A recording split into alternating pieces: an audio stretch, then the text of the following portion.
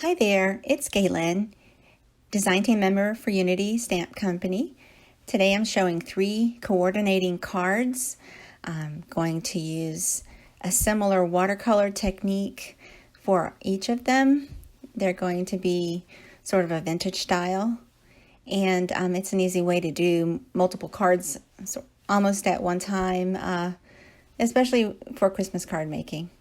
So I start with the kits by Unity called Holly Jolly Critters by Lisa Glanz, and also Joy in Things by Lisa Glanz. Those are stamp kits by Unity. They also have, and I'm using paper packs, 2 paper packs called Christmas Linen Pack 1 and Pack 2. And I'm using Background Builders by Ann Butler. Those are strips that have different designs, and there's 2 strips. There's a set 1 and set 2, and I just sort of mixed those designs. I stamped on craft paper with white color box ink. It's a dye ink. I just chose not to emboss this time. I just set it aside to dry completely, and I just stamp them out in rows. I'm going to use that as background. I also have these darling stamps. I combined 2 stamp sets by Lisa Glanz to just mix and match the images to make my own little scenes. Each of these are separate stamps that I just combined together. The tree, the deer, the wreath, the ornaments, the sentiments. All of them are separate stamps, and I just arranged them in different unique little patterns. Here are just assorted pattern papers that I chose to use from the newest Unity paper packs, and I just love them. They're linen designs, and they have great winter and Christmas colors. Now for the watercolor, I chose to go ahead and add quickly. I added the Zig Clean Color Real Brush markers. 3 colors to an all-new watercolor palette, and I did the ink smooshing technique where you add color to the palette with any kind of watercolor, any type that you like.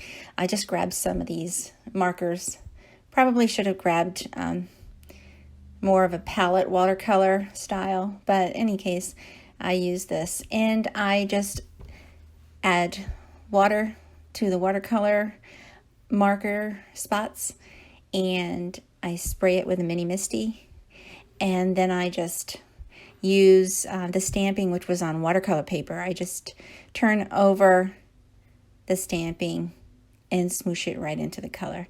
I was going for a vintage look, so I just stayed with neutral tones like craft and ivory and a little yellow in there. I wanted it to look watercolory, but not perfect. And now for this technique, you want to use waterproof ink. I like Gina K Designs Jet Black Amalgam ink or Ranger Archival ink for stamping. And I stamped on the smooth side of the watercolor paper. Now for the first card, I used the strips for stamping, and I used white ink for that. Now I'm going to use the tag and I added double-sided foam tape to the tag and some hemp twine and added that to the card. Now I'm layering a pattern paper piece onto craft paper just to have a background for the deer watercolor card. And so I just applied that, layered each of the layers, and the assembly is easy when you do them all at the same time. So I just chose 3 different layouts for the similar watercolor panels. And there you have it. There's 3 cards. It really didn't take long to do. And it's a deer card, a Joy to the World, and another deer card. I just think these are really cute and quick, and they would make great Christmas cards. I hope you like this. Thanks for watching.